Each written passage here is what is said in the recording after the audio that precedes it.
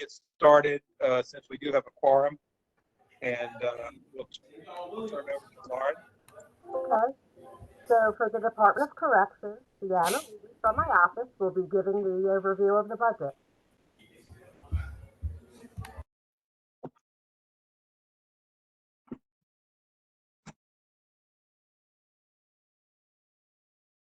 Good afternoon.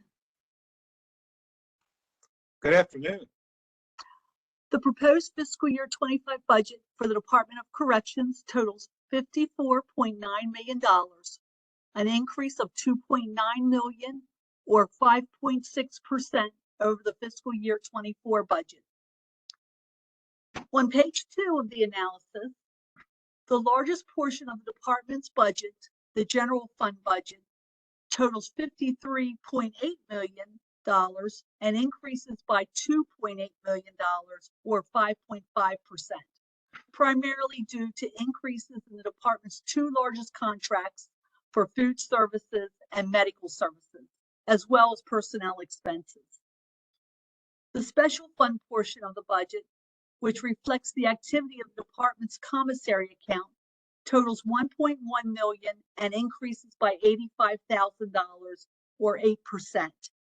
These funds primarily will be used for salaries, including the transfer in of 3 positions from the State Medication Assisted Treatment in Detention Act grant for the Medication Assisted Treatment Program. Further down is Exhibit 1, which displays the department's budget history, as well as the general fund reversion each year, or in the case of fiscal year 2024, the anticipated close to $1 million shortfall. On page 3, the pie chart shows how the proposed funding will be allocated. Personnel costs represent the largest category of expenditures, and contracts and services is the next largest slice. Continuing on page 3 of the analysis, the areas within the budget that may reflect department-specific budget flexibility in an effort to provide insight into the operational context for any potential budget reductions. Operating budget highlights, which begin on page 5, include personnel expenses, non-personnel operating expenses, and the commissary account. Topics for discussion include staffing challenges and initiatives, inmate population and recidivism, the Medication Assisted Treatment Program, and the American Rescue Plan Act spending. Finally, capital budget highlights begin on page 11. So at this time, I'd like to turn it over for discussion.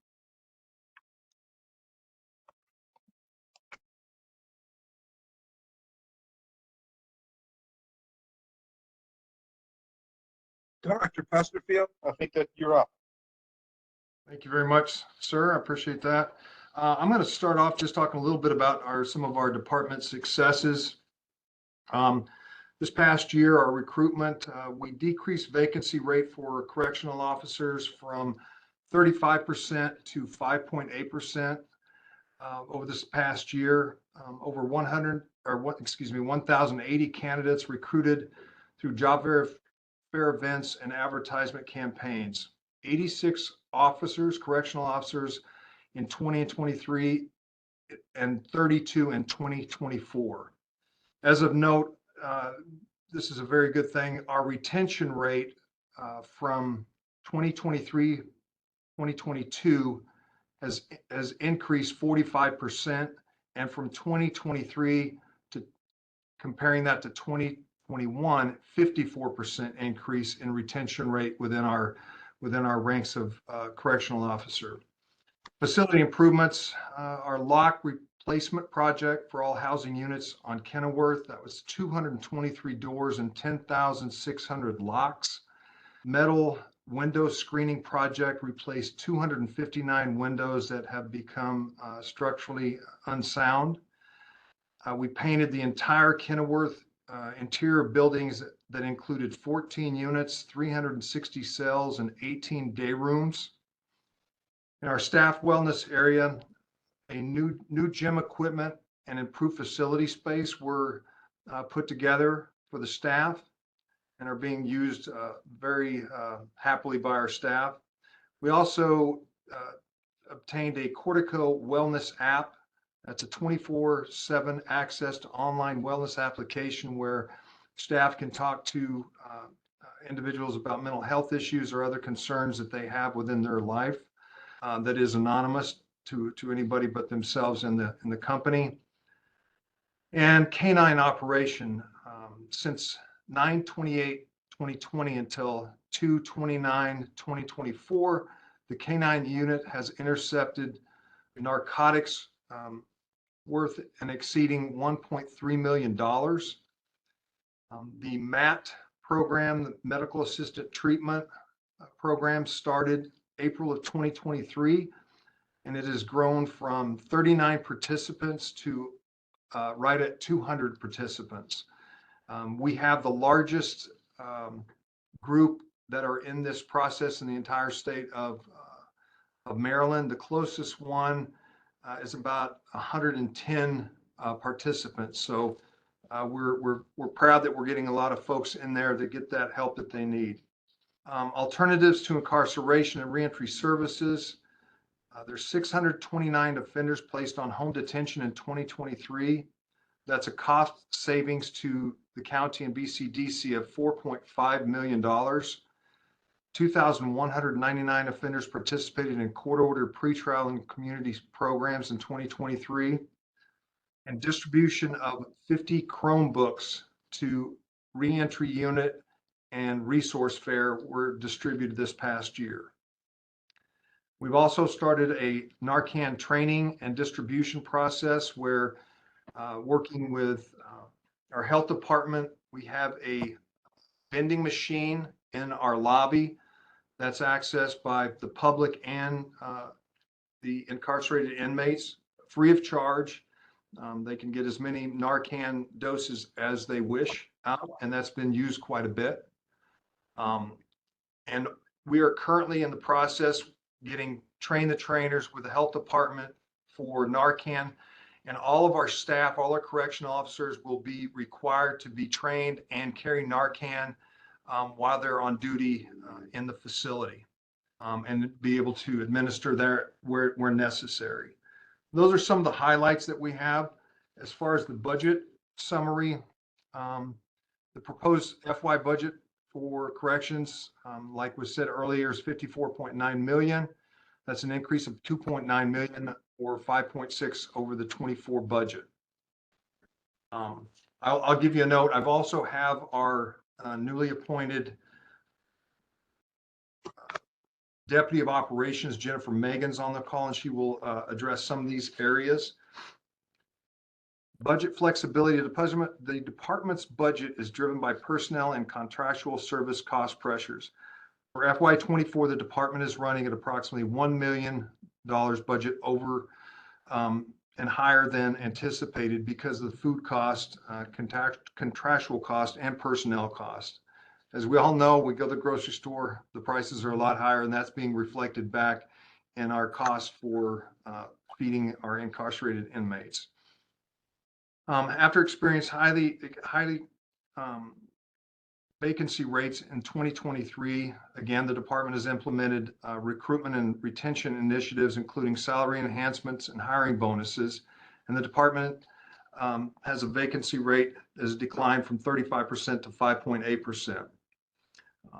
Vacancies have fallen from 124 vacancies in March of 2023 to 58 vacancies in March of 2024, and that continues to decrease. With relatively level authorized positions leveled out from 486 to 488. Based upon the department's FY24 salary projections provided by OVF estimates, turnover savings for FY24 total $4.6 million or 15%, which is higher than the budget rate of 2.8 or 9%. For FY2025, the proposed budget includes turnover savings of $3.2 million or 9.8%. Something that's notable for 2025 expenditures that's totaling $2.8 million include a $1.3 million increase in our food contract which assumes a new contract with higher prices, is put in place as early as July 1st, 2024. However, the current contract was recently extended until earlier of December 31st, 2024, or when we can get that executed. A $653,000 increase in the department's medical services contract with Prime Care, which reflects the maximum 5% CPI increase, and $620,000 for salaries in 12 general fund positions. However, we have filled several of those positions. We've filled, of the 12 positions, 4 we have filled, 5 are in the hiring process and should be filled soon, and 3 are pending interviews at this time. $208,000 for salaries for 2 new positions. That is 1 account clerk 2 position and our new deputy of operations 2 position. And $28,000, $10,000 for 2 canines, additional canines, 1 a narcotic detection, and the other is electronic contraband detection. Us, like many of, in fact, the vast majority of facilities around the United States have big concerns with electronic contraband, phones, devices that can be smuggled in. So we're going to have a canine trained in detection of those items. I'm going to have Miss Jennifer Megan go to the next area. Good afternoon, everyone. For the pending budget appropriation transfer, we're currently projecting $175,000 for increased personnel costs for signing and referral bonus due to increased recruitment, $413,000 for increased costs related to additional staff,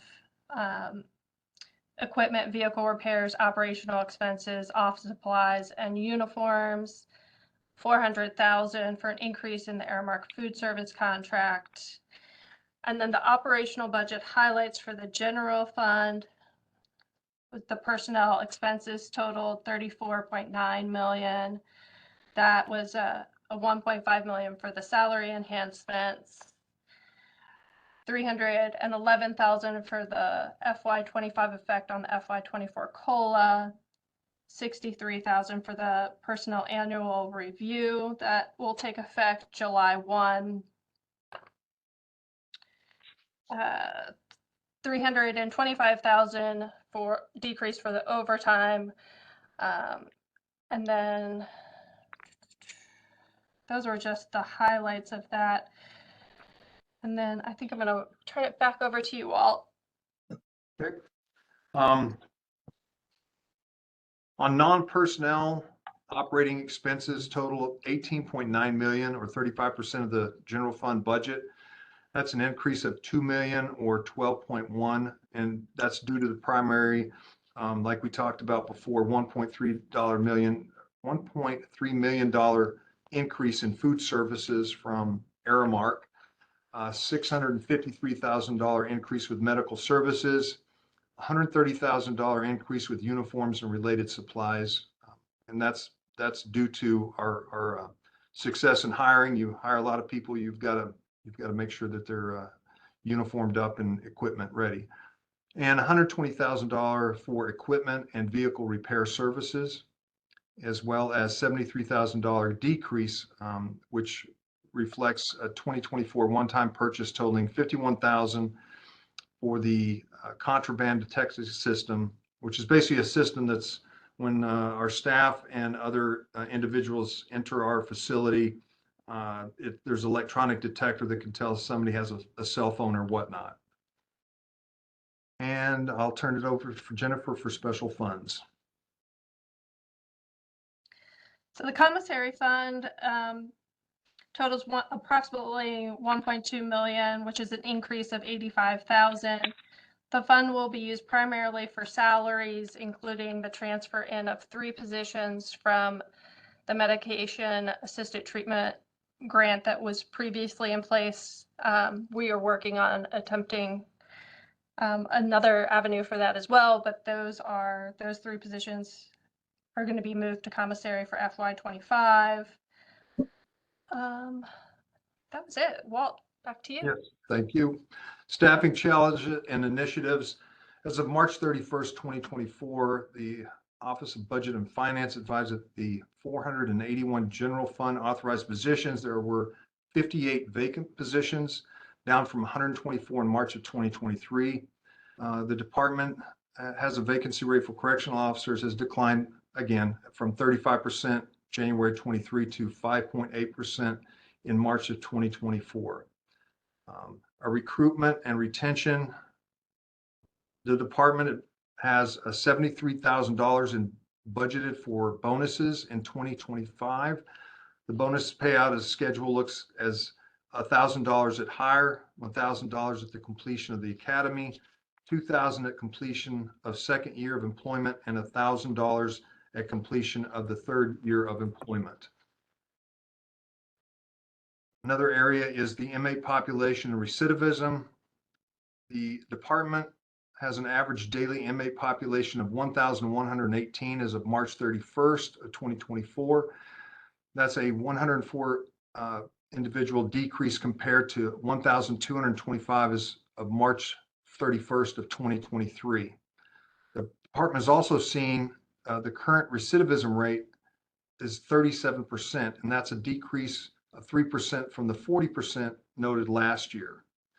We've expanded the medical assistant treatment program from 39 to 200 participants, and that continues to grow. Our home detention program, we have 629 offenders were placed on home detention in 2023. Workforce development partnership to provide comprehensive career center services and employment opportunities, and reentry services, distribution of 50 Chromebooks to the reentry unit, a resource fair for employment and community resources that's held at the detention center for the inmates, and 2,199 offenders participated in court-ordered pretrial and community programs in 2023. Jennifer? And then back to the medication assisted treatment. For FY25, the budget for the medication assisted treatment will be out of the opiate abatement fund or Fund 207. And like Walt said, the participation in that program has increased from 39 participants to 200 current participants. And based on that, the staffing for our contractor for that position has increased as well. Nurses increased from 4 to 9, and counselors increased from 2 to 4. And they also added an additional peer support position. And then in regards to ARPA, there are no ARPA projects that are funded in FY24 that will be moved to the general fund in FY25. The main project that will be for FY25 is the pretrial risk assessment instrument that has $60,000 in ARPA funding that is currently underway and will have a completion date before December 31st of 2026. And then in regards to our capital budget highlights, the Department of Corrections is an aging building. We have 3 separate sections of the facility. One was built in 1982, one was built in 1994, and one was built in 2006. And many of the projects that we are requesting for capital budgets for FY25 are due to safety and security of the incarcerated individuals or for staff in the facility. Those main projects are the $7.5 million for the elevators, $1.8 million for the flooring replacement for the safety of the incarcerated individuals, $1.5 million for the fire sprinkler system, $560,000 for the domestic water system repairs, $509,000 for a data network upgrade, $391,000 for protective door slot covers, $281,000 for the fire protection system, $200,000 for netting, $135,000 for steel security window replacement, and $100,000 for the repair panels and software upgrades. Overall, we feel like we've made a lot of progress this past year. A lot of challenges, especially with the aging building and having to utilize and request funds for that. but overall, we've made a lot of progress in that area, as well as, you know, our retention and staffing for our vacancies. I went to a large jail conference about a month and a half ago, where there was 81 of the largest jails in the United States that were represented, and the closest that anyone came to our vacancy rate of 5.8 was a 12.5%, and that was only one. Most of them were in the 20 to 25% vacancy rates. So, you know, we feel very good about that, and we're making progress on that. As far as our retention, again, you can hire people, but you want them to stay, and you want to make sure that you provide an environment that's supportive and that people want to be part of.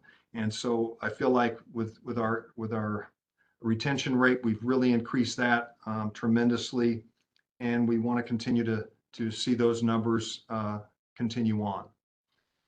We've also, just as a note, we sent down some juvenile inmates to the YDC of Baltimore City, and we've got that process going and started.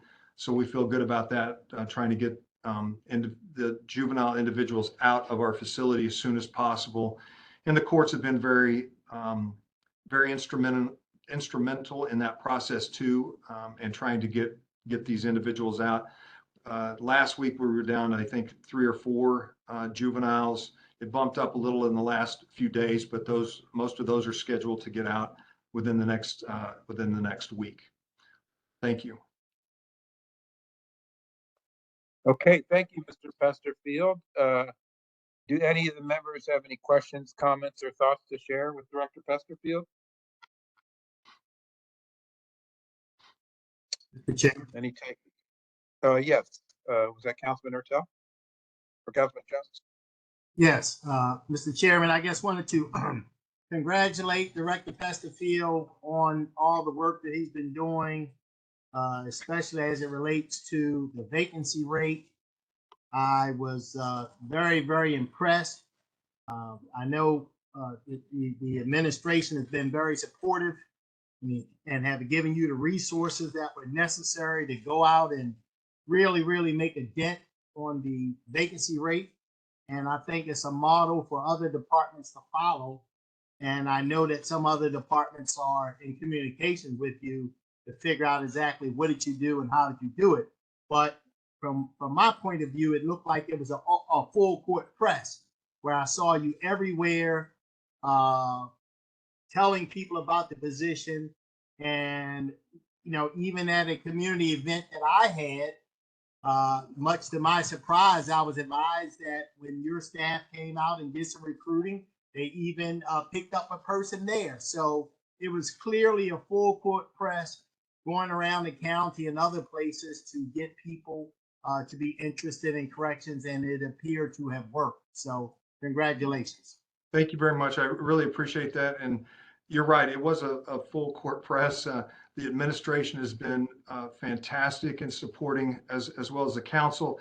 And then I can't take the credit. I got to give it to our staff. They have worked so hard to really be out there and aggressive and bringing back people and then keep people. So thank you very much. You're welcome. Okay, do any of the other members have any questions, comments, or thoughts to share with Director Pesterfield? Yes, Mr. Chair. I couldn't tell who was Councilman speaking. Crandall. Okay, Councilman Crandall. You don't recognize my voice by now? You know, you out a little, Todd. You seem to have mellowed out over the past couple of weeks. No, I'm just warming up. Come on now. You know me better than that.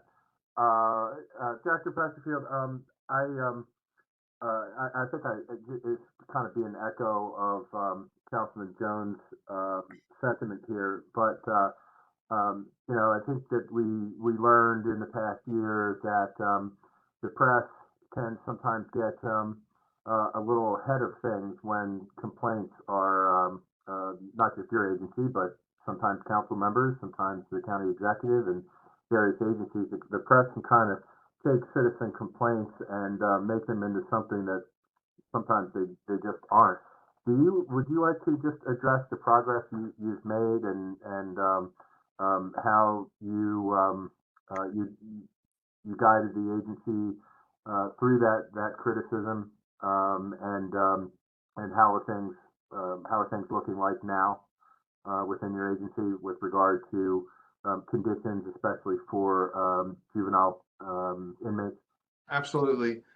Thank you. Yes, we got hit pretty hard from the get-go last year in March, but we looked at what they had to say and listened with ears and eyes wide open. Of course, a lot of those things were not accurate, but we wanted to make sure that we were, one, in compliance with federal and state law, and two, we did the best we could to offer the services for these young folks that we get in here. And I think we've really improved the aesthetics of the unit for the juveniles. We've worked closely with Baltimore County Public Schools on making sure that they have what they need. We've increased the staffing in that area too. We have an officer, but we also have a sergeant stationed out of that area, which has helped things. We've and I don't have the statistics with me, but we've decreased any violent outbursts or activities tremendously, and I think that's a big piece of it. And also, we wanted to make sure that we picked out the right staff for those areas. I've run adult and I've run juvenile facilities, and juvenile facilities are tough. All our kids are impulsive sometime at that age, and especially a lot of the youth that we get in here. So I think that's improved. We, again, working with that MOU with Baltimore City and the state, that's vastly improved. We're able to get our females out, especially the females, because they have room for those down in Baltimore City rather quickly, and that worked seamlessly. Several weeks ago, when we were able to get a couple of females out, we don't have any right now, but that times change only within a few minutes. So that's been very productive. And again, I think our overall message with the staff from the top down is I'm a big believer in servant leadership, which says that we work for the people, we work for our staff, we make sure that they have everything that they need to be successful in their jobs. And I'd say about 99% of the time, people rise to that occasion because they want to be part of an organization that's progressive, that does the right thing, and that people want to be part of that with the leadership and with our line staff. And so we've seen a lot of good progress. We have our started actually last night, National Correctional Week. So we're going to be out here doing a lot of activities for our staff. Myself and a couple of the majors or whatnot are going to be out here at 3 a.m. on Wednesday morning for those graveyard staff that kind of get overlooked sometime. But it's kind of giving back to your staff and telling how much you appreciate what they do. It's a tough job. I've worked as a police officer, as a parole, and in corrections, and to me, this can be one of the toughest jobs out there. So again, thank you, and I feel like we're making a lot of good headway. Well, thank you, Mr. Pesterfield, for your response here and for your leadership. I think I can speak for my colleagues that we appreciate how you not only handled that particular situation, but I think you've also supplied some stability within the agency. So thank you, and keep up the good work. Thank you. One thing I failed to mention, I probably should have, during this last year to do with the juveniles, I think probably it was around 35 or 40 different representatives from the Senate and the delegates and whatnot. And we did tours. And my philosophy, and I think as a management group, we said we want to be transparent. Come see what we're doing. There's nothing to hide. We want to make sure that we're doing the right thing with our adults and juveniles. And I think that was part of the, I don't know the right word, settling down of some of the misnomers when we did those tours. One tour, I think we had about 20 delegates and senators that came through, and from the time they came in to they finished the tour and we came back and we did a debriefing, it was very, very different.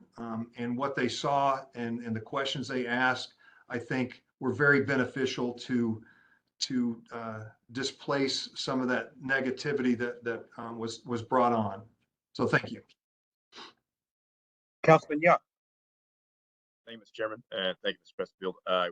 I'll be brief in terms of adding to the congratulations and being able to bring down the vacancy rates. I know from when we've talked privately and also we've talked collectively, part of the criticism that you received and part of the answer to that was having adequate staff, and for multiple reasons. One, because you need folks that can cover shifts and can have eyes on folks, especially juveniles.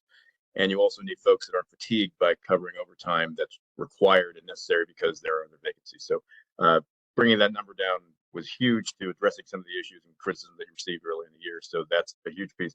You did mention the MOU. Since we have you here, I just wanted to give you a chance, if you could, even for us, since we're not dealing with the day-to-day, have an MOU. And I think because that was seen as sort of like a catch-all solution back when the original criticism came out, how that MOU has been working. You mentioned about being able to shift female juveniles out of the facility. I'm guessing that's part of that MOU that we have with the city. I just wanted to give you a chance to kind of tell us and anybody else that's participating or watching how entering into that MOU addressed some of the issues that were brought up originally.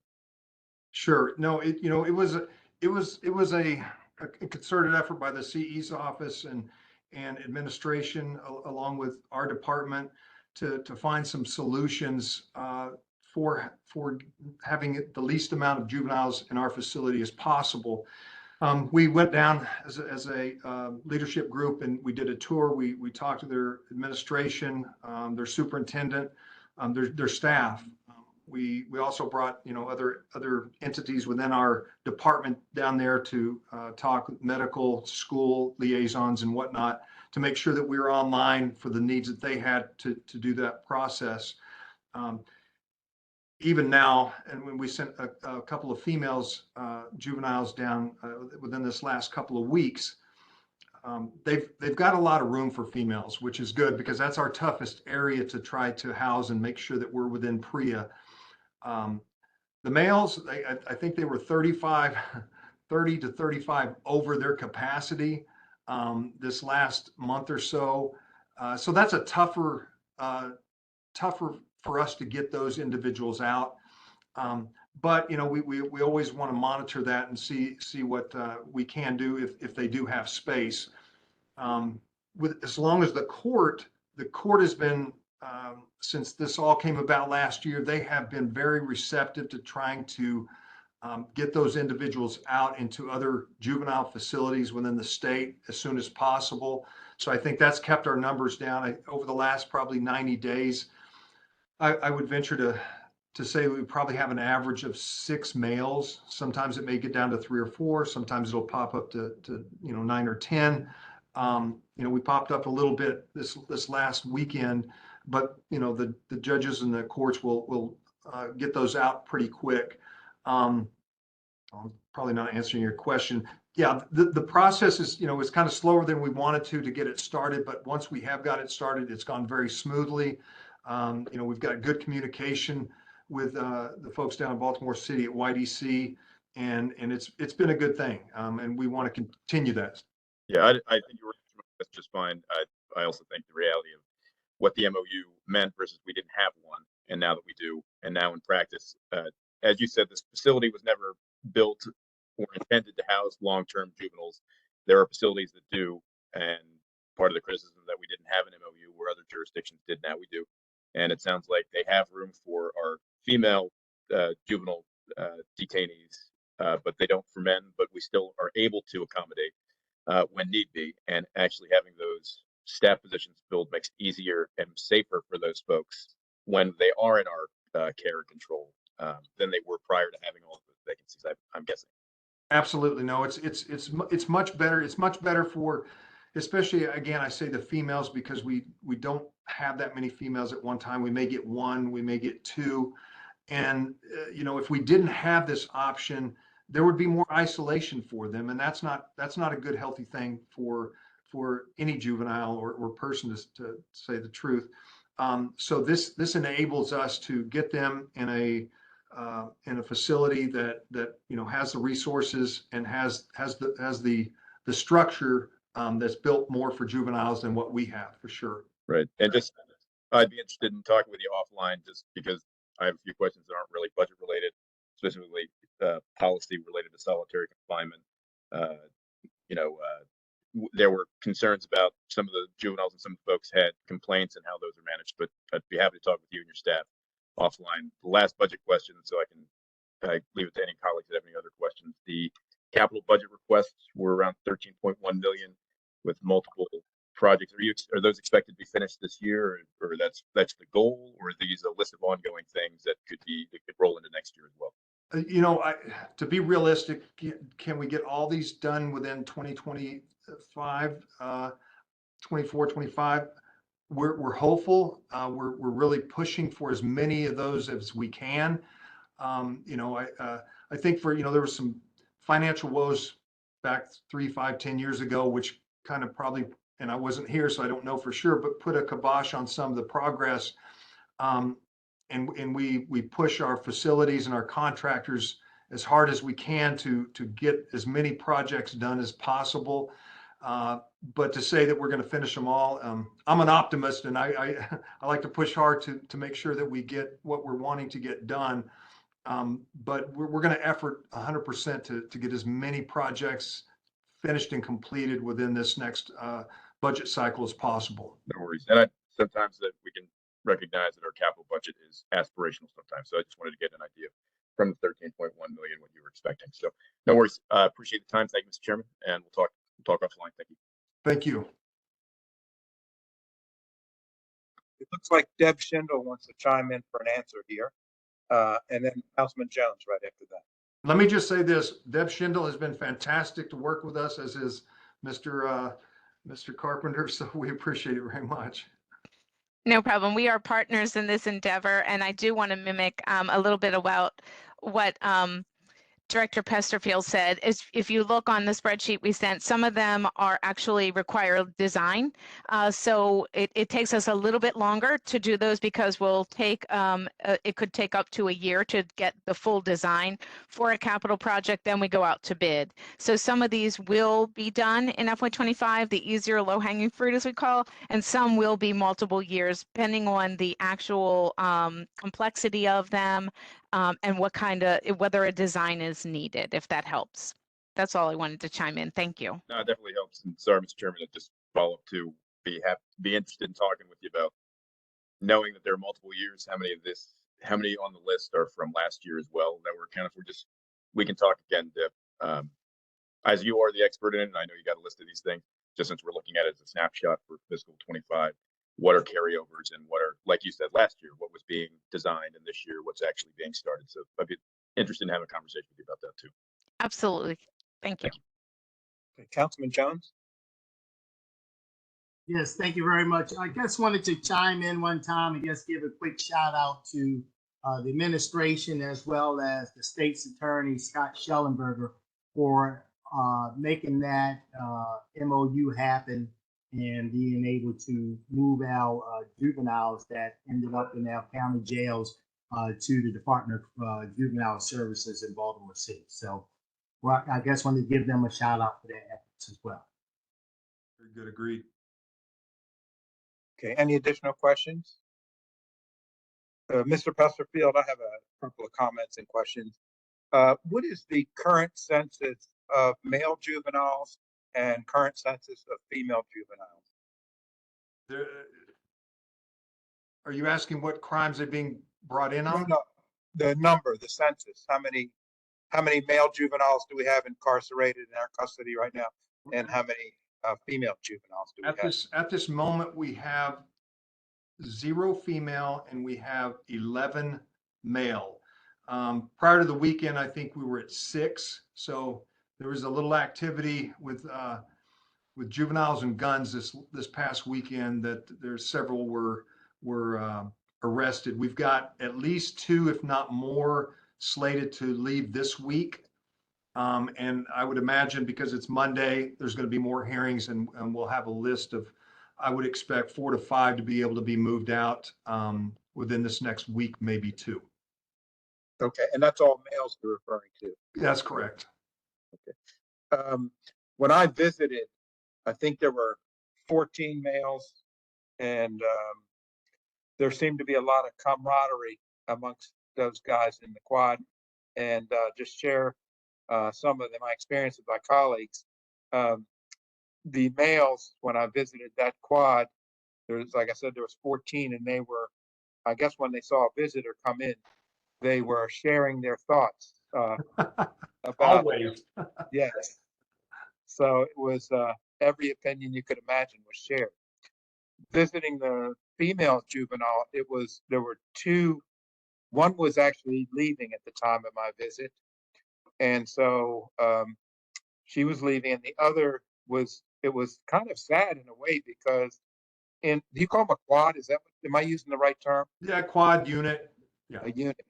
So in the unit there were maybe a dozen or so adult females and 1 female juvenile left, and so they, and correct me if I'm wrong, Director Pesterfield, as I understood it, so the common area for the adults, they could intermingle in the common area during time when they were out of their cells.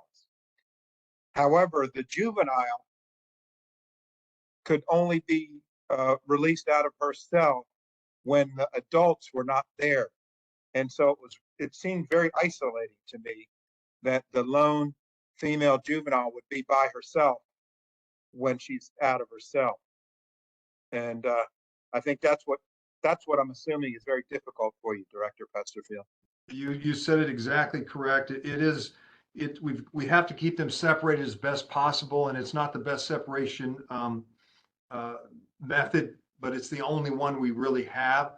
So it's been a wonderful thing to have this MOU to be able to get those female juveniles into a facility where, one, there's other females, and they're not isolated, because again, like I said, that's not good. That's not healthy. So we want to do that as quick as possible. And fortunately, they usually don't fill up on females, so we can get those women out rather quickly. Okay. The other question I had is related to the commissary fund. Is the commissary fund, is that a special fund that's not general fund? But it wasn't clear to me whether that was initiated by sales of items to inmates, or that was enterprise general fund. I mean, enterprise special fund, or were we just funding it with what source, I guess is my question. Well, I think it is. Is it under special funds, Miss Megan? Yeah, it's under special funds. When there's commissary sold, which we sell a lot of commissary to our we don't call them inmates anymore, incarcerated individuals. Okay. That funding is put into the commissary funds, and we get a portion of it, and the Aramark gets a portion of that. And so we can fund some different things like our MAT program.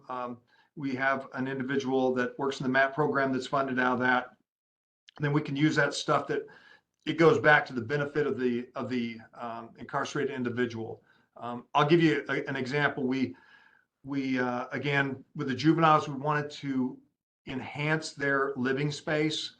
And so we bought and I don't know if it's been installed yet. We've received it within the last week or so, kind of an exercise 10-in-1 type product where they can do different exercises and whatnot for their physical exercise within the unit that will be mounted up in the unit.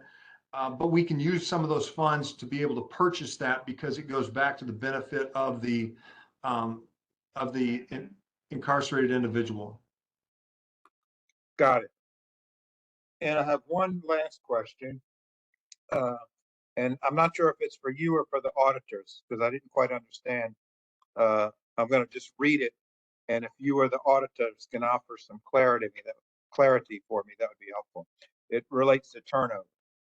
And it says, after experiencing extremely high correctional vacancy rates as of January 2023, the department implemented recruitment and retention initiatives, including salary enhancements and hiring bonuses.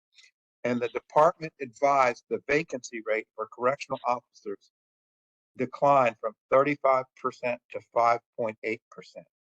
Department-wide vacancies have fallen from 124 to 58 in March of 2024, with a relatively level authorized position levels from 486 to 488, based on the department salary projection provided by OBF.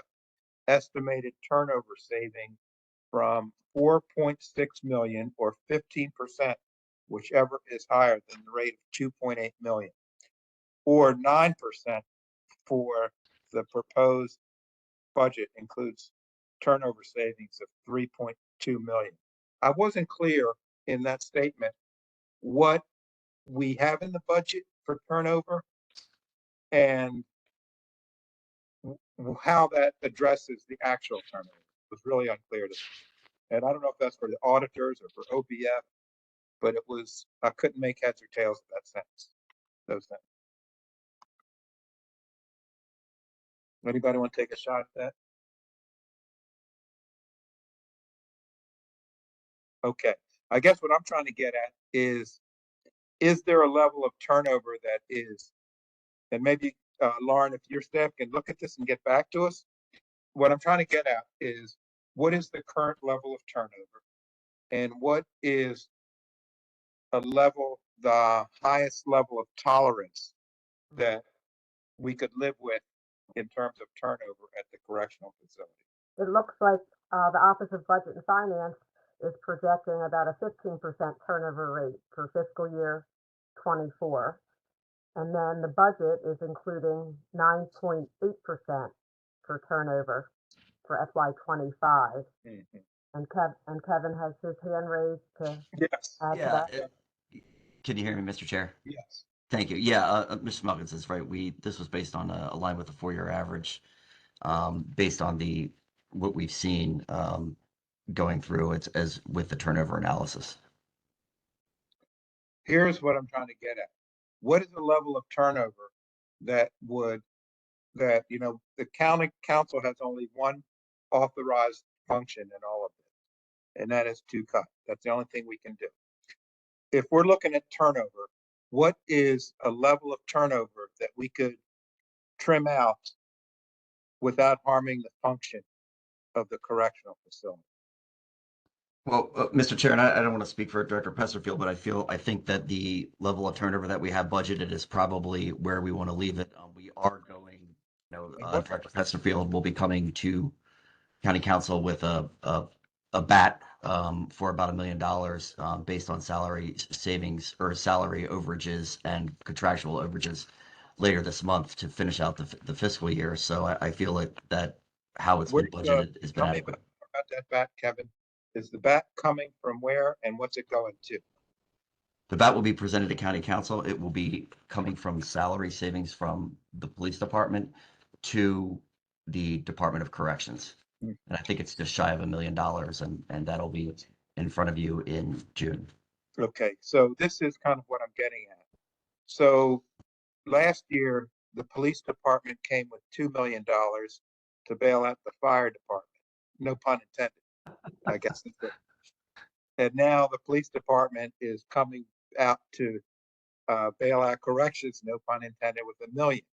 So my question is that, should we not look at what the actual spending of the police department is and what the actual needs of fire and correctional is in the next budget? Or do we next year we'll do bats from the police department to corrections and fire? I mean, is that a good budgeting practice? I guess is the question. That you give one agency a lot, you give the other two agencies not enough, and then at the end of the year you do a bat. Well, Mr. Chair, I think that this is part of we've monitored budget expenditures. To your question, I think that our FY25 levels that we budgeted for, we feel are adequate and should address this. If we looked back, 4 or 5 years ago, we were coming to council in the fourth quarter with many bats. There was almost a dozen in 1 year, I think, over like 5 years ago. So, we're doing this quarterly budget management and trying to reduce the amount of over 10% or intertransfer bats that we have ahead of you. I think there will be a handful coming up in June, but we feel that going forward in FY25, this should, again, we should have hopefully, depending on how things work, again, we don't have a crystal ball, that should be minimal. Okay. I hear you. I know that the experience is a little different over the past couple of years, but I hear you. Do any of the members have any additional questions, comments, or thoughts to share? Okay, thank you, Mr. Pesterfield. Thanks, everyone. Thank you very much. Chris, do we go on to the next hearing? So the next hearing is the Department of Housing and Community Development, and from my office, Chris Ers will be giving the overview. Good afternoon, everyone. The proposed fiscal year 2025 budget for the Department of Housing and Community Development totals $17.1 million, a decrease of $15.9 million or 48.2% from the fiscal year 2024 budget, excluding the federal allocation to the Housing Office, which we discussed separately at the end of the analysis. As you can see on pages 2 and 3 of the analysis, the general fund portion of the budget totals $1.4 million, which is an increase of $169,000 or 14%, primarily due to increased personnel expenses, such as COLAs and 3 previously funded ARPA positions that were absorbed into the general fund. The special fund portion totals $15.7 million and decreases by $16.1 million or 50.6%, primarily due to the one-time infusion of $16 million ARPA funds into the non-lapsing Housing Opportunities Fund in fiscal year 2024. On page 3, the pie chart shows just how the proposed funding will be allocated. Grants and personnel expenses represent the largest category of expenditures.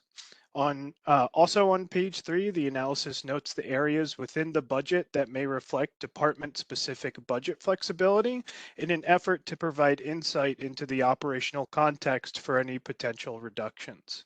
Our analysis concludes that there is some limited flexibility in the department's budget owing to low vacancies and the possibility of drawing more funding for general fund positions from the special fund, as the department split funds most of its positions.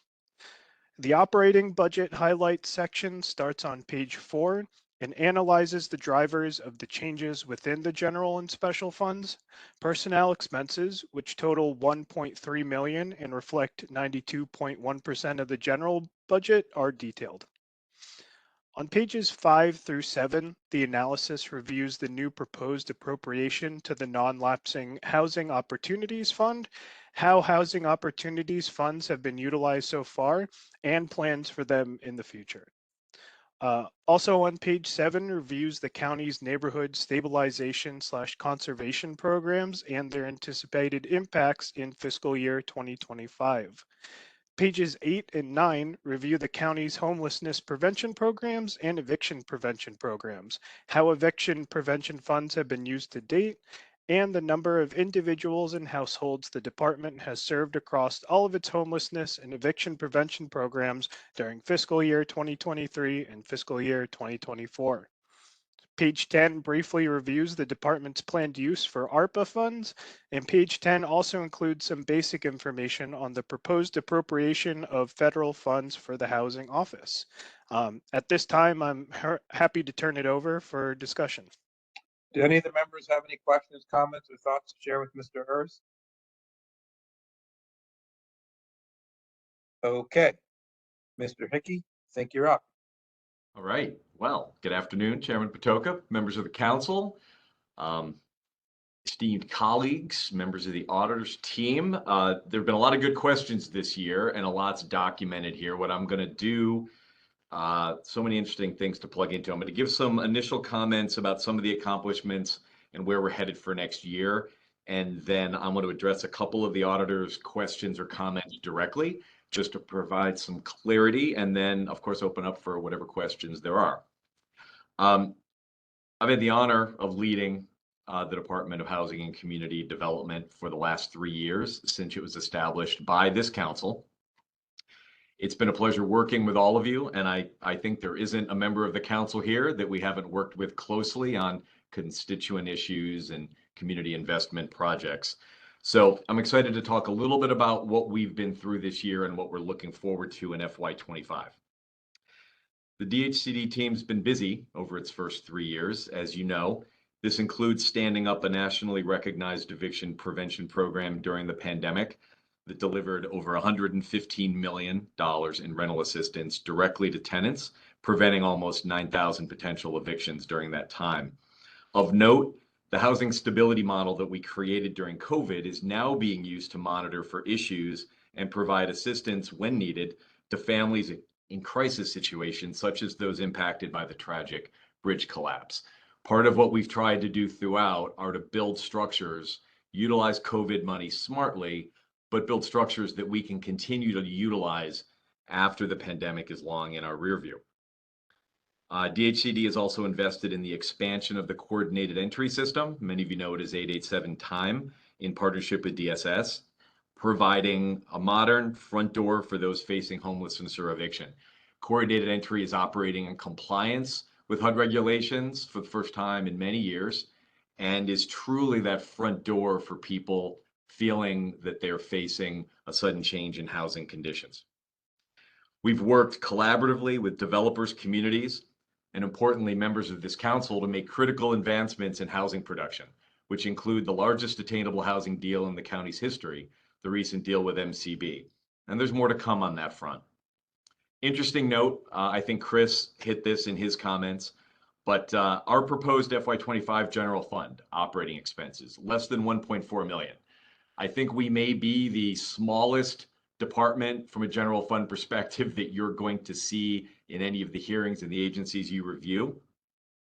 Our work is underwritten primarily by efficiently leveraging state and federal funds. When you look at that pie chart in your packet, you'll see also, interestingly enough, the largest portion of our pie is money that goes out the door to others, not the money that's used to operate the department itself. We use these funds to directly assist the county's most vulnerable residents, either through direct assistance or, as you know, through financial investment in local nonprofits, many of whom operate with a significant dependence upon county grant funding. At our core, we're a constituent-facing human services agency that invests directly in our people and our neighborhoods. Despite that small budget footprint, I want to give you some numbers to consider on the programming side as you look at the budget numbers as well. In FY24 alone, our Office of Housing assisted over 5,600 families to secure and/or maintain stable housing through monthly rental subsidies. Amidst that big number, we celebrate the fact that our staff was able to assist 6 of those families convert out of the subsidy program and become homeowners in FY24, with another 2 we expect to purchase their first homes in the next couple of months. The goal for next year hopefully will exceed this amount in that sustainability program. DHCD's emergency rental assistance program, despite the winding down of federal funds, still provided significant funding to 5 different housing stability programs across the county, who in turn assisted 283 households between October and March. These services including assisting tenants with benefit applications, housing navigation and case management, housing retention coaching, landlord-tenant mediation, credit repair, and money management training. In effort, we're rethinking how nonprofit providers can provide assistance to tenants when local government no longer has the ability to simply pay all past due rent. And I'd like to say we're ahead of the curve in this regard. Our FY24 public service grants. Many of you know that annual competitive RFP that the county offers that combines all of our different grant funds in one place. Funding was awarded to 13 local nonprofits. Their programs included services for abused and neglected children, adults recovering from sexual abuse, educational enrichment after-school programs for at-risk youth, mental health counseling for young adults, adult mental or medical daycare, services to immigrant youth and adults, services to persons with special needs, and outreach advocacy services for victims of domestic violence. In total, the investment from the county through DHCD to these services helped over 2,200 individuals, representing almost 1,900 households across the county. We've also provided capital grants for several community-based organizations. This includes the Baltimore Medical Clinic, a federally qualified health clinic. We've funded capital improvements to remove architectural barriers for disabled adults living in ARC affordable alternative living units, rehabilitation work at the Board of Child Care for transitioning youth, a kitchen rehabilitation at Key Point Behavioral Health Center, and a renovation to a day program at Villa Maria School. In addition, 6 group home renovation improvement projects are under construction or completed that'll serve a total of 20 people with developmental and intellectual disabilities. And we've just agreed to fund an improvement to the main entryway at the headquarters for the League for People with Disabilities. Through our Housing Finance and Opportunities Division, we've completed renovation loans for 23 units through our Single Family Rehab Loan Program, a program that provides homeowners low-cost or no-cost loans to support modification to enhance accessibility for family members, allowing them to reside in their homes. Our Housing Accessibility Modification Program, similar program, has helped 19 households install accessible features to allow them to remain in those rentals. The Lead Safe Baltimore County Grant Program is helping reduce lead hazards for children and vulnerable family members in homes across 35 different households. Our Housing Counseling Services, in which we fund 6 nonprofits serving renters, homeowners, and first-time homebuyers, have collectively served almost 1,000 households in this year alone. We're also working with other county agencies to make vacant property information easily accessible in the hope that we can begin to turn some of these properties using our financial tools into much needed rental units or homeownership opportunities. And then during FY24, our Homeless Services Division has served over 2,700 individuals through our investment in providers, through shelter services and street outreach. I'm proud to say that in the prior year, 568 individuals have now permanent, stable housing, thanks to the investments made in these nonprofit organizations. 568 people in permanent, stable housing, thanks to these investments. These are the services we're able to provide thanks to the work of our extraordinary staff. When you and your staff reach out to us to connect with your constituents, you're starting an ongoing process that oftentimes leads to some exceptional results. We really, really do appreciate the council's consistent effort to connect with us and helping us allocate these budgeted resources to make this happen. As we're gearing up for FY25, we see opportunities to build on our progress. We plan on launching a more comprehensive homelessness prevention and diversion program within our continuum of care to address and prevent people from becoming homeless for the first time. More and more, the federal and state government are prioritizing resources away from sheltering and more direct to housing, which, as you know, is a complicated process. It starts with street outreach with folks living in unstable areas, all the way through to finally realizing housing outcomes.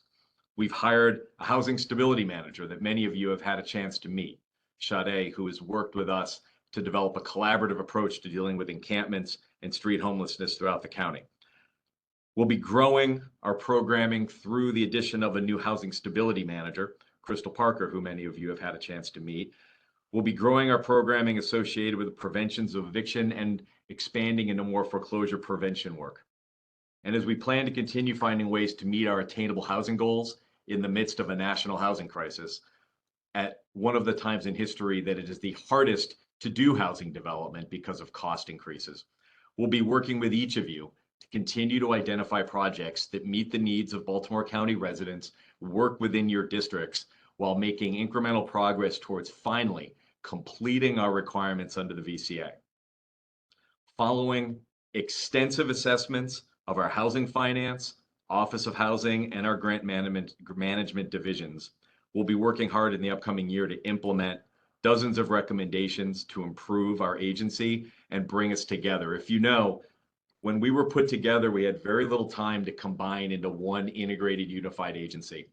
Our hope are to find ways in the coming year to continue to grow those synergies, finding time where, for instance, we can seamlessly use resources from our Office of Housing to provide supportive housing initiatives for our veterans and families currently living in shelter or on the street.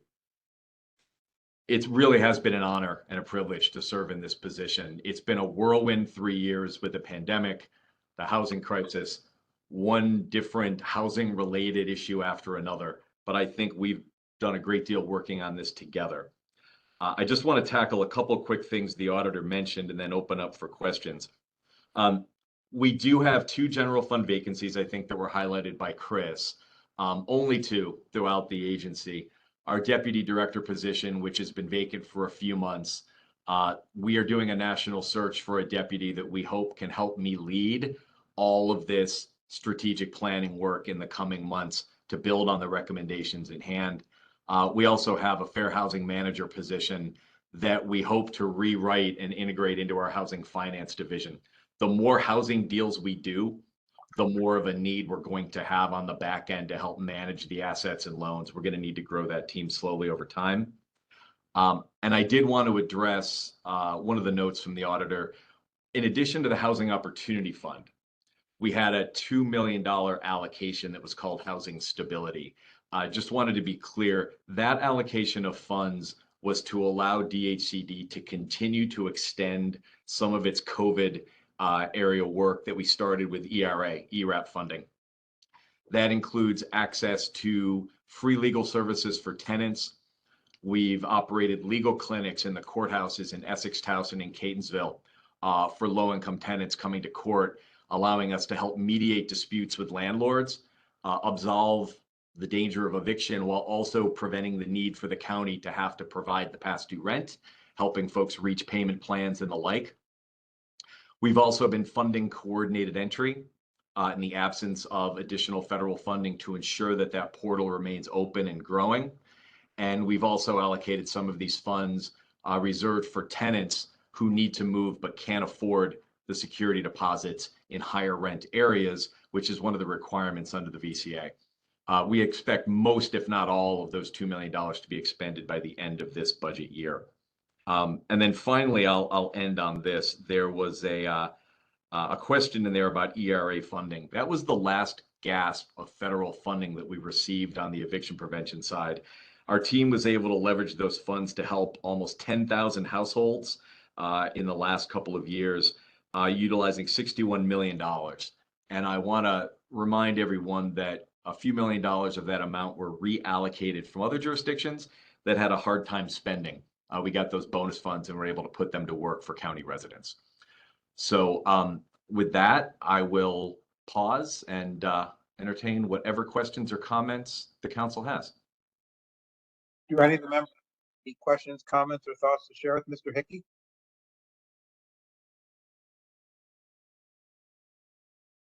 Okay, going once.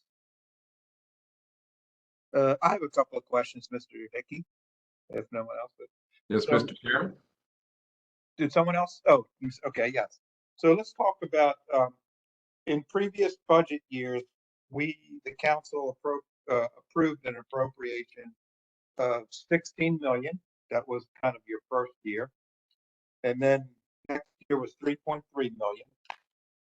And now there's a request for an additional 3.3 million for budget year and the 5 years that follow.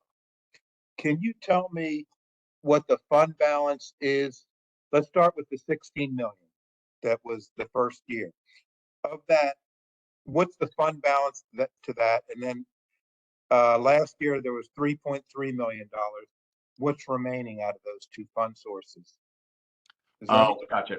So you're, just to be clear, you're talking about the Housing Opportunity Fund. Yes, that's what's in, let me give you the project number. It's project, Yep.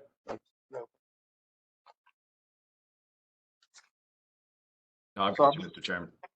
account 218P036. 218P036. So it shows 19.5 million. I'm sorry, 19.3 million is previously funded. So I'm assuming that's then 16 plus the 3.3.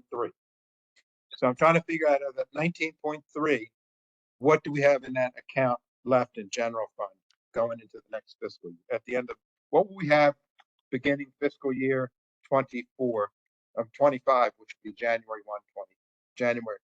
July 1, 2024. Right.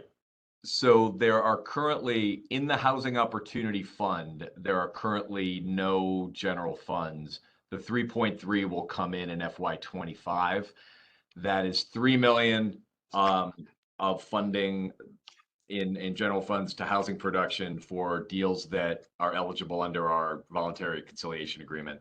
And then $300,000 in the fund goes directly into our housing modification fund, which is the required program whereby the county provides accessible features in homes for low income residents. So that 300,000 will start the clock for next year for our ability to do more modification projects. We'll start the year with 3 million in the fund, and then the 16 million is in ARP funds that was used to seed the Housing Opportunity Fund in the first place. I can get you an exact to-date balance on the fund. Most of the funds have not been expended because they are tied to loan deals that are in the process of moving towards settlement. So I'll give you a few numbers, and then Mr. Chairman, I'll give you an exact breakdown. We'll share with the entire council. We have approximately $2 million from the fund will go in to supplement the loan that was approved by the council for the MCB deal. So that's about 2 million. We have approximately 2 million from the fund that will go into the Prescott Square development that was approved by the council that is in your district, Mr. Chairman, that we just went through council with. And we have a rather large deal that is working its way through that we'll be bringing to the council shortly.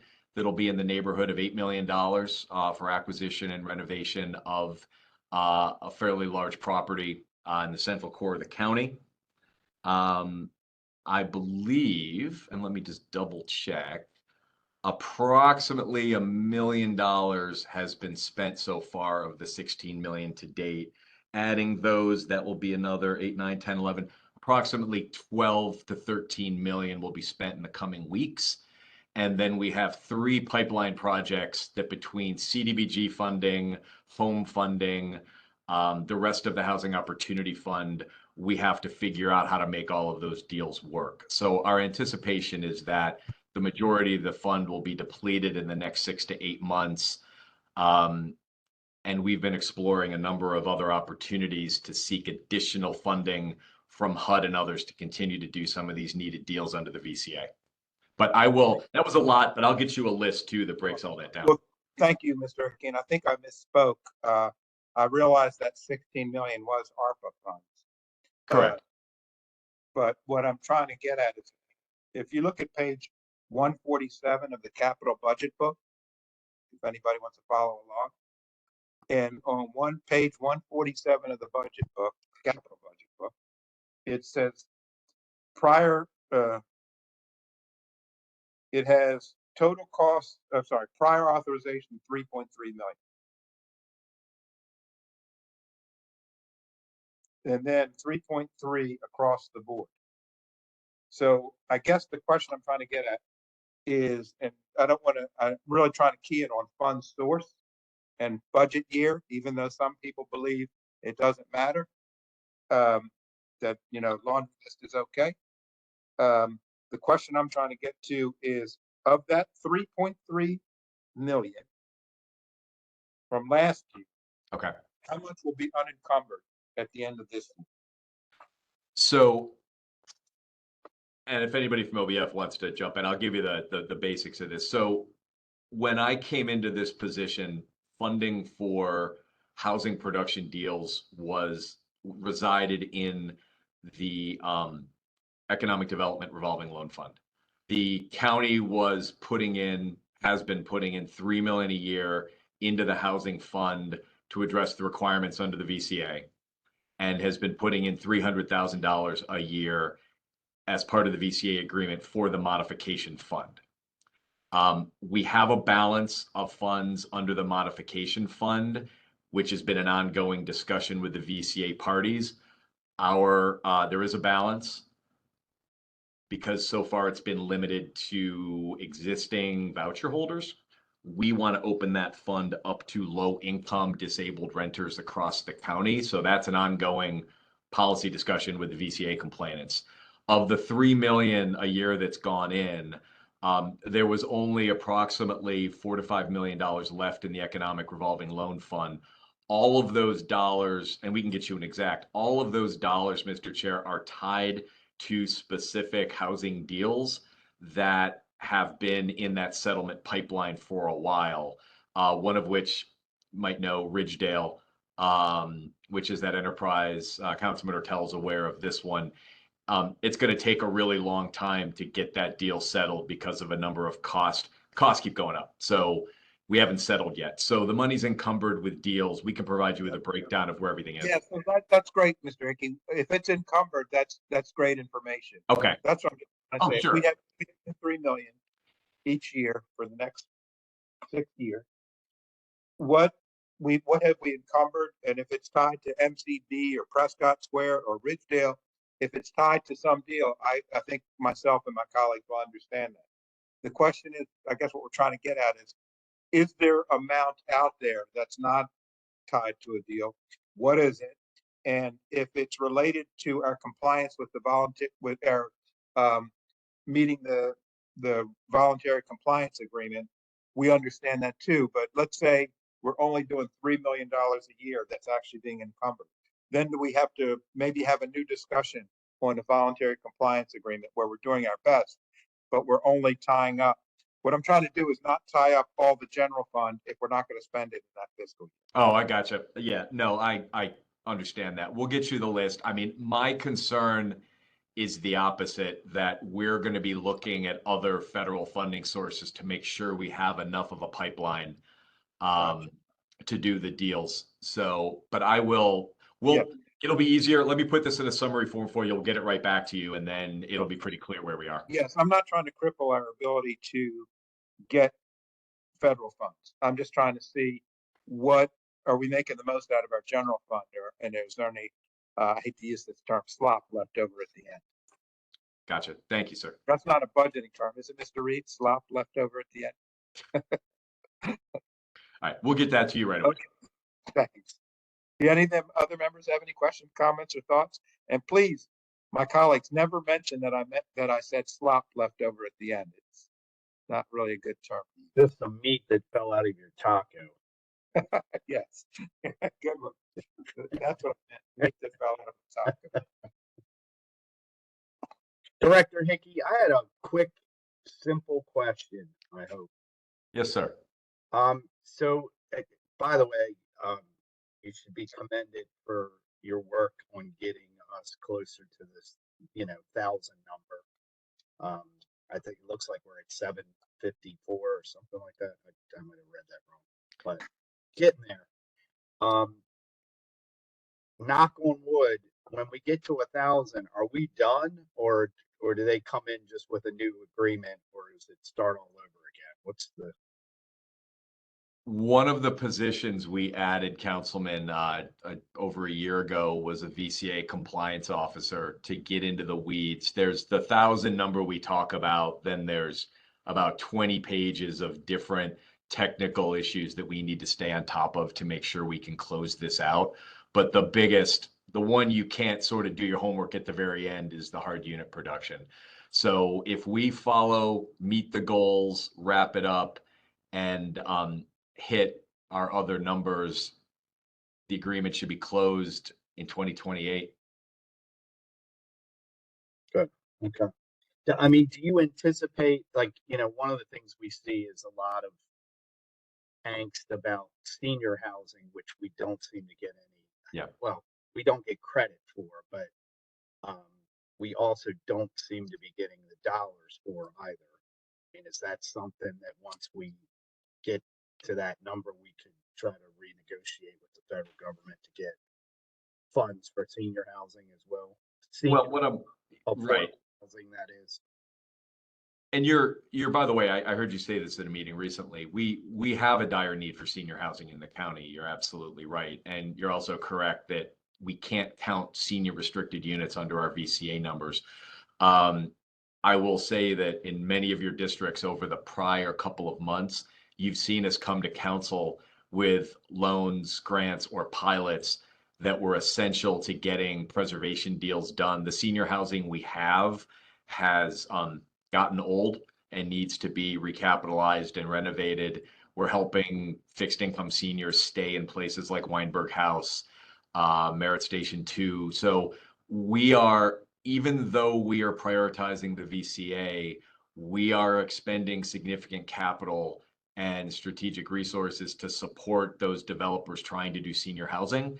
And then Ridgedale is a great example where we were able to do family housing, senior housing, put it together in an intergenerational community in a way that also got the community to support the project while we're going to have 80 more units of senior housing. And then to go a level below that, we're insisting that some of those senior units be restricted, say, for formerly homeless veterans that we're able to get housed in partnership with the VA. So we're trying to be as efficient as possible while taking care of all of those constituencies. Great. Thank you. Thank you for all your help and support. Absolutely. Okay, do any of the members have any additional questions, comments, or thoughts to share with Mr. Hickey? Okay, hearing none. Thank you, Mr. Hickey. Thanks, everyone. Thank you all. We're We'll gonna get move that on to you, Mr. Chairman. Thanks again. Thank you. Lauren, we're moving on to the next agency. And the last for today is retirement, and Marie Jang from my office will be giving the overview on the retirement budget. Thank you. Good afternoon, Chairman and members of the Council. The office's proposed budget for retirement and Social Security for fiscal year 2025 totals $206.3 million, an increase of $19.8 million or 10.6% over the fiscal year 2024 budget. The retirement portion of the budget totals $180.9 million and increases by $17.3 million or 10%, primarily due to a $17.4 million increase in the general government portion of the county's annual required contribution to the employees' retirement system for fiscal year 2025. The Social Security portion of the budget totals $25.4 million and increases by $2.5 million or 10.9%. Following the budget appropriation transfer totaling $1.3 million from the contingency reserves to Social Security that is expected to be presented for council approval on June 3rd, this increase will be $1.2 million or 4.9% and will be primarily due to an increase in FICA contributions associated with the proposed budget's higher salaries. The county is required to make its full annual required contribution, which for fiscal year 2025 totals $199.3 million under county law. This budget only reflects contributions to the retirement system for general government employees. Funding for component unit employees is appropriated separately within each component unit's budget. Beginning on page 6, we explain the increase to the annual required contribution. In general, salary increases in recent years have and will continue to push up the annual required contribution. As you can see in the chart on page 8, the increase in the annual required contribution continues to have a significant impact on the general fund budget. The general fund portion of the annual required contribution, combined with debt service payments on the county's pension obligation bonds together, total $214 million in fiscal year 2025, or 7.7% of the general fund budget. Beginning on page 9, we discuss the reasons why there will not be a COLA for retirees and beneficiaries on July 1st, 2024. A 1.25% COLA was granted on July 1st, 2023. Beginning on page 10, we discuss the retirement system's financial condition. The system's fiduciary net position increased 3.6% in fiscal year 2023, while the system's portfolio experienced a 7.3% gross of fee return on investments. Beginning on page 12, we explain how recent and pending legislative changes are expected to impact the county's annual required contribution, and more detailed pension system information is available in Appendix C. We have identified several topics of interest and have posed a number of questions to the office, which begin on page 6. And at this time, I will turn things over to you for discussion.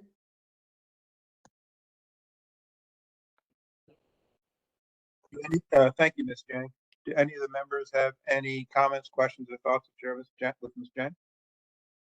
Okay. I have one question. Okay, Councilman Hurtel. Sorry, Chair. Yes, on page 4, there's a statement kind of in the middle of the top paragraph that says, presently, the Board of Trustees is facing a system-funded status that has dipped below 60% for the first time in at least the past several decades. Can you explain what that is saying there? Mr. Chair? Yes. I can address that, and thank you, Councilman Hurtel, for your question. I do have some prepared remarks that I think will, as I work through the auditor's questions, but to address this specifically, and we'll get into the details, is really just because of our 5-year smoothing that we use, and we use the average return on an actuarial basis from 2020 to 2023, and we had some bad years in there, so we absorbed those costs, and that we can get into further when I work through the package, if that's all right. Absolutely. Thank you. Okay, you okay, Mr. Hurtel? Councilman Hurtel? Yeah. Yes, sir. Okay, is it up to you now, Mr. Reed? Yes, sir. Good afternoon, Mr. Chair, council members. Thank you for the opportunity today to discuss our pension system. It's very important to a lot of people, including me on this call. I did want to introduce some of my staff members who are involved in the administering of the pension system. Of course, we have our Deputy Director, Matt Carpenter. We have our Chief of Treasury Management, Bob Burrows. We have Kimberly Vasquez, our Retirement Administrator, on the line. We have our external partners, Craig Graby from Korn Ferry, who's our actuary for the pension system, as well as Keith Stronkowski from NEPC, who's our investment consultant to the board. And so some basics about our pension system, our ERS, we call it Employees Retirement System. It's a classic defined benefit retirement system. It's for traditional pension. Benefits are based on a member's length of service and compensation and what employee group that someone is in. Benefit eligibility and amounts are defined within the county code. We are our contributory system, where members contribute a percentage of their salary to the system as mandatory to join. And it's based, the percentage is based on an employee's member group. Our basic system funding is income and contributions is employee plus employer plus investment incomes, kind of our 3-legged stool as far as how we stand this up. Our ERS is governed by an 11-member board set forth in the county charter, and the board consists of 2 county council appointees, 1 county executive appointee, 5 ex officio members, 2 trustees elected by the active membership, and 1 trustee elected by the retired membership. And I will move through some of the auditor's points below and some of their questions.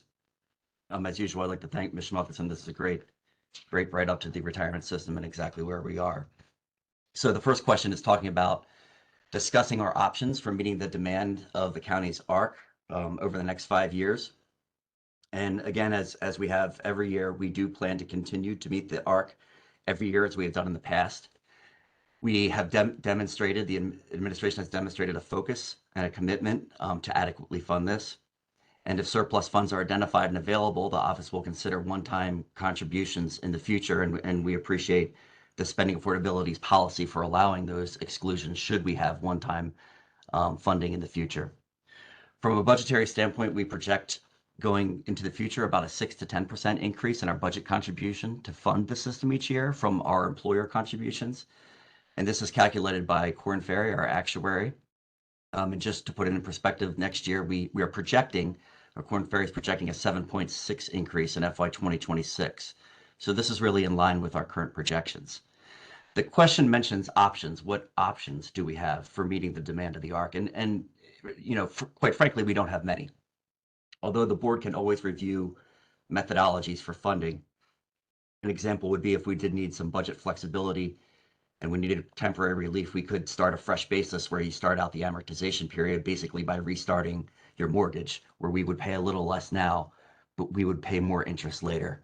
And that's not something where we want to do as Mr. Attell with a system that is currently 60% funded, but we do review those options and we try to fund as much as we can each year. I also wanted to talk about the concept of willingness to fund. When rating agencies come in to look at the health of our pension, they don't look at just the numbers, but also the commitment from the employer, as demonstrated by our past funding and commitments, and our willingness to fund the ARC based on the salary increases that we fund each year from COLAs and steps and longevities. And as I've stated, we have always and will always meet our actuarial contribution.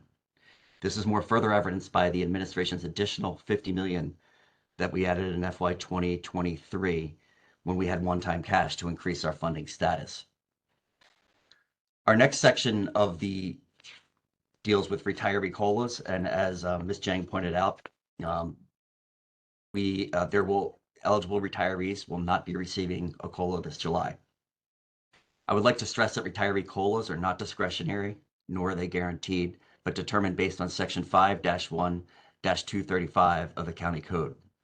So excess investment earnings above 7% over a 5-year period roll into what we call the Post-Retirement Increase Fund, or PRIF, and that is what is used to fund retiree COLAs.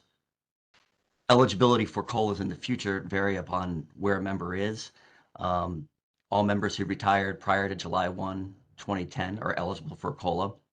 Members who retired after July 1, 2010 are eligible for COLAs with at least 20 years of credible service if hired prior to July 1, 2007, and 25 years of credible service if hired on or after July 1, 2007. Members must be retired at least 5 years or 4 years after the drop to be eligible for a COLA. And in order to pay for a COLA, again, there needs to be sufficient funding to produce at least a 1% COLA in the PRIF. And there's a lot of numbers on page 9 and 10 that demonstrate the balances of where we've been. Each 1% COLA costs the system approximately $21.1 million. And as referenced in the analysis on page 9 and 10, there's not enough after the balance in the PRIF after July of 2023 will be 13.3 million, not enough to produce a 1%. In order to add funds to the PRIF, the average net rate of return over the 5 calendar years must exceed 7%. For the 5 years ending with calendar year 2023, the average net return was 7.3, which did add another 8.7, but not enough again to produce a 1% COLA. The calendar year 2022 return of negative 13.1% reduced the chances of near-term retiree PRIF COLAs after the 1.25 retiree COLA effective July 1 of 2023. The investment return in calendar year 2024 will need to be 15.8% or higher in order to add funds to the PRIF. And to be able to fund a 1% COLA next July, we would have to earn 17% in calendar year 2024. And the part of that question also deals with the impact of the 2 recent COLAs for retirees. And with that, I can turn it over to Craig Gravy from Korn Ferry that he could address those fiscal impacts. Okay, thank you, Kevin. Right, the 2 most recent COLAs, the 3% COLA initially had a cost of around $62 million.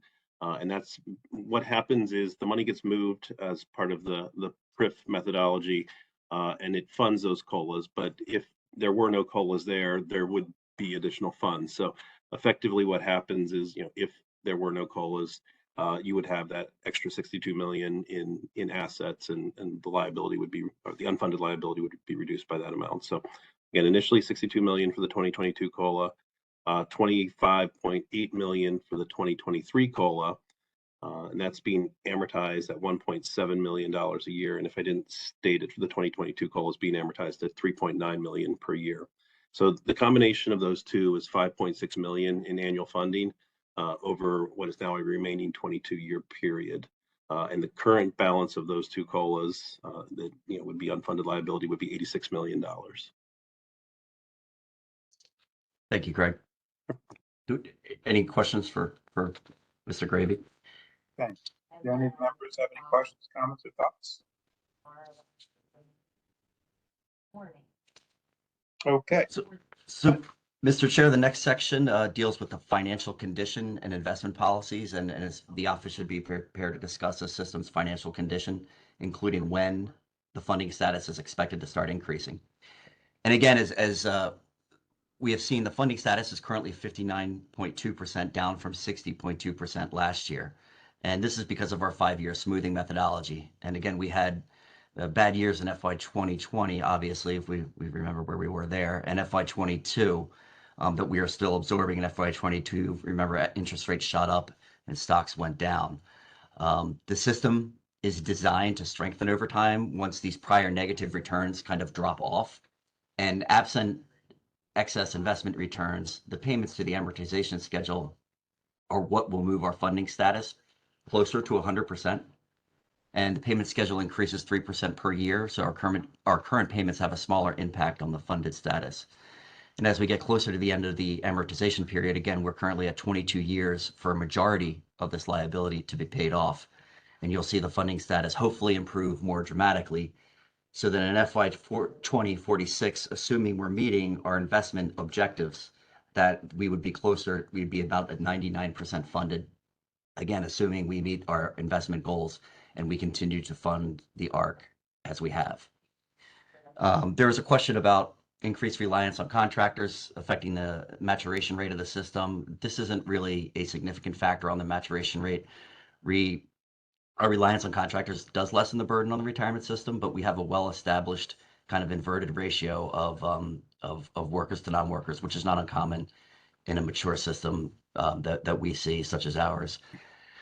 Our systems investment policies, we rely on the advice of NEPC, which is one of the largest investment independent consulting firms in the industry, as well as CASI, a Maryland minority consulting firm. We maintain a diversified portfolio. The board has not made changes to the portfolio over the last year, and I think on the last page of the analysis, you can see the investment mix. But I believe NEPC will be presenting to the board this spring, and will be revisiting and rebalancing as we do often.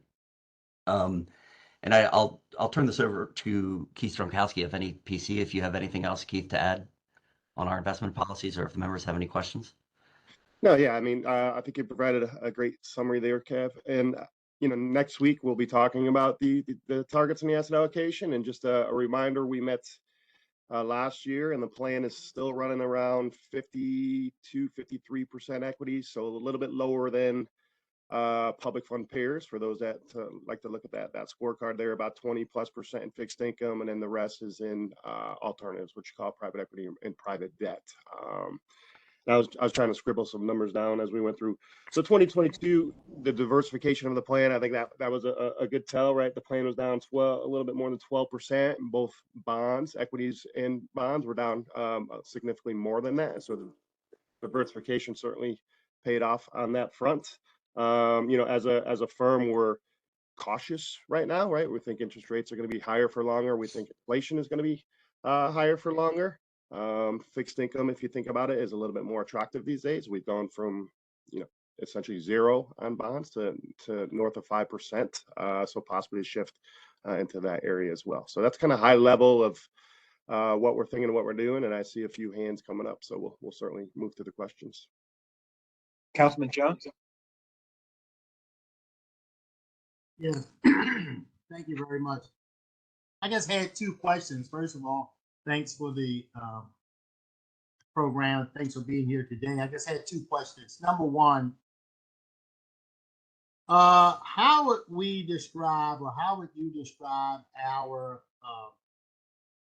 investment strategy? Would we be considered conservative, moderate, or aggressive?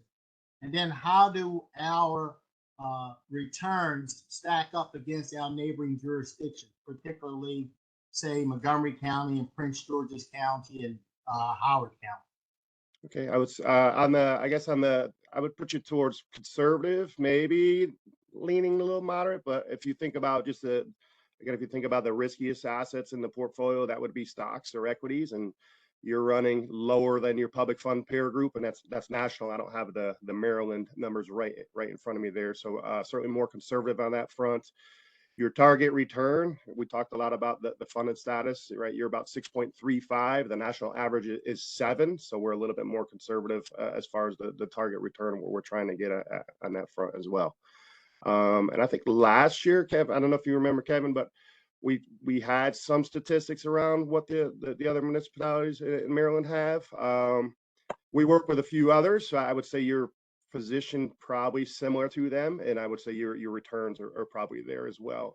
As far as ranks, third quartile, if you look over, I think there was a note in your packet here on page 11, you were, over the 10-year period, 77th, you were 6.1, and the average was 6.7. So the bands are fairly tight, right? Half a point is separating you essentially from the median all the way up to 77th there. But we've been positioned lower equities for quite a while. And if you follow the markets, it's been, pretty straight up in the equity markets for the past 10 plus years, and in particular, US equity markets. So that's hurt on the ranking front relative to peers.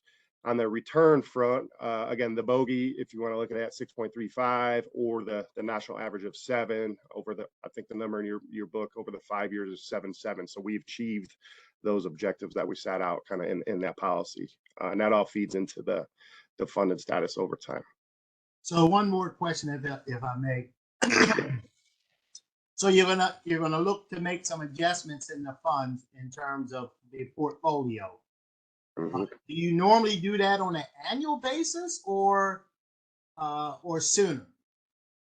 So we, at least annually, we will look at the policy, and we will make tweaks to the broader targets. I think it's on the last page of your book there. So those longer term targets will move around a little bit, usually every year, but on an ongoing basis, we're doing different investments, adding new managers, looking at the existing roster, replacing folks that we need to replace due to performance or some other issues like that. So the meeting we will have next week with the board will be to discuss the current outlook that we have, and then any changes to those targets, and then the fallout from that, as if you need to hire new folks or move rebalance funds around. So it's an ongoing thing. It's not the cadence isn't just once a year. It's sort of as needed. If the markets move a lot, then we'll certainly be more reactive to that as well. Okay, all right, thank you. That was my main point. Annually, that seems a little stale. So within, I'll add something to that. So we have targets, and within those targets are ranges, so the portfolio can move around, and that helps us. It informs us when we have to pay benefits if something is overweight, right? We're going to take from the asset class that is doing well, and allow the other ones to try to regain their value there. Councilman Young? Thank you, Mr. Chairman. And I do have questions, but if Director Reed, if there was more you were going to elaborate on, I didn't know if that was the end for you. Thank you, Councilman. The only other thing the number 4 was legislation, and we do have potentially anticipated legislation in 25 coming up that'll be in front of the council, I believe, for the July 1 vote. But at this time, we can't get into much detail as we're still finalizing contracts. That's the last part that I had, Mr. Chair. Okay, Councilman Young, you had questions? Yep, thank you. No worries. Didn't know how much Director Reed had left. But one comment, just Director Reed and staff, thank you for your collaboration during the deliberations of SAC, and going through the details. I wanted to give you a chance to talk about one. We're on pace, and we are committed to, with especially this administration, bringing our funding balance back up. And you referenced it. I just want to give you a chance to talk more about that, because we are in the middle of a plan that we will be where we need to be, or where we would expect ourselves to be. I think even coming on to SAC, seeing us in terms of our percentage of funding was surprising to me, but knowing that we've been working towards increasing that percentage, I just want to give you a chance to kind of talk about that. We are moving towards a plan that's been in place before I got here, and that consistently are meeting our obligations and going over our obligations, while still having flexibility within the system. So I just wanted a chance to talk about that.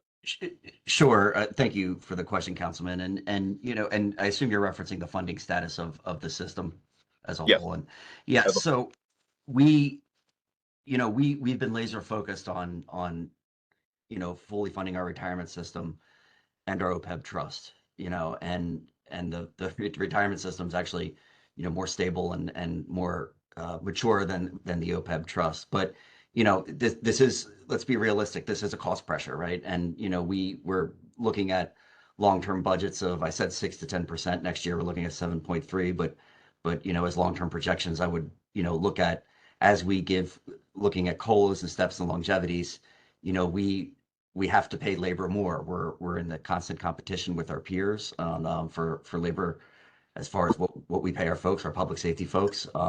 That's all going to add pressure to the system, but we fully intend to fund that ARC every year moving forward. And, that's really kind of the cost of doing business. But, when we put these retirement bills in front of the council, we do have that analysis provided that does show the cost. But those are all costs. When you look at them, they're large numbers, but again, they're amortized. We're amortizing over 22 years at this point. So again, the system is designed to strengthen over time. And, I think, Councilman, to your, another thing I'd like to build on was Councilman Jonas asked about the investments. And, on a fiscal year 2023, we returned to 7.3%. And again, fiscal year, personally, I always use calendar year, but we do things in a fiscal year, and the board does that so we can make decisions. And we returned 7.3%. So again, we beat our 6 3/8 discount rate. So that was a good year. So that, again, we have a very conservative discount rate that shows that the system, potentially is not performing as well as it could. We could say we have an 8% rate, and then we would have a much higher funding status, but that's not a conservative budgeting practice that we would like to see. And I think our investment mix kind of looks towards that as we have this mature system. But we do intend, and we appreciate, Councilman, the spending affordability working with us so that we do have excess one-time funding in the future that we could put that into the system, and that would be excluded from our spending affordability guideline. And you sort of referenced this, but when you were talking about legislative changes as well, last year we increased salaries as we needed to and should have to make sure that we're competitive with finding the right folks for the right job and filling vacancies. Just wanted to give you a chance to talk about some of the pressures that's placed on the system. But you were anticipating, I just wanted to give you a chance to talk about it since it absolutely plays a role in how we fund it and also future funding. Yeah, Bill, 3423, when we added these different additions that they account for about 100,000 of the 19.7 million increase in the FY25 ARC. So again, it's not that these changes that we're going to see and the COLAs that we have in this year coming up, again, are amortized over a period of time. And I think Mr. Gravy could kind of probably better articulate how we do that, but it's not upfront costs that we have to eat all in the next year, if that makes sense. So again, the bill 3423, has been accounted for, and it's been included in our valuation, and the actuary has included those costs moving forward as we continue to budget. Thank you, Director Reed. Thank you, Mr. Chairman. Okay, thank you. Do any of the members have any additional questions, comments, or thoughts to share? Okay, hearing none, I want to thank you, Mr. Reed, and everyone that participated in this afternoon. This concludes our budget hearing. I'll see many of you at our 6 o'clock legislative session. Thanks, everybody. Thank you, Mr. Chair. Thank you, guys.